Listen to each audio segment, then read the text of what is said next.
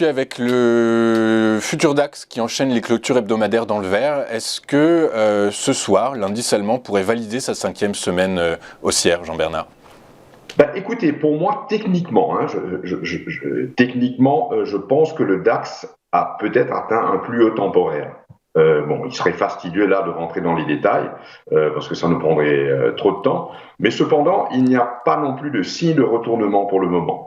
Le niveau d'inflammation de cette tendance, je dirais haussière, je pèse mes mots, est très loin. Donc on pourrait évoluer dans un range, à mon avis, entre 16 300 et 15 975, grosso modo, pendant quelque temps. Mais il est difficile dans l'immédiat, sur les niveaux actuels, de prévoir une cassure du sommet, parce qu'on est déjà très très haut. En revanche, la stratégie demeure toujours acheteuse, sur des pullbacks, sur des replis, et tenter des achats. La spéculation ainsi que les algos ont drivé le marché ces derniers temps. Il y a eu certes de bons résultats d'entreprise et la relance économique après le Covid.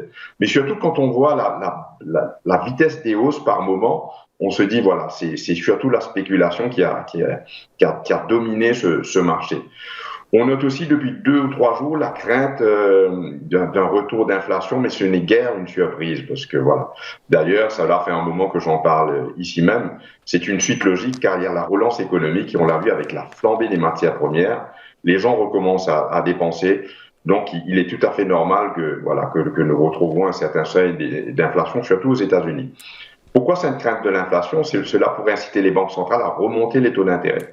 En sus du tapering, cela pourrait mettre un frein à cet argent facile qu'on a, je dirais, depuis la crise de 2008. Donc, cette remise en question, ce changement de politique monétaire pourrait impacter le marché.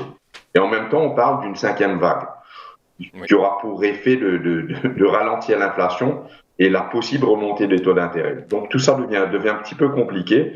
Donc voilà, moi ce que je dirais, c'est que pas de panique, on reste simple, on continue à dérouler le plan du trading sereinement, c'est-à-dire la stratégie acheteuse qui consiste à acheter sur les pullbacks et en évitant des positions à trop long terme.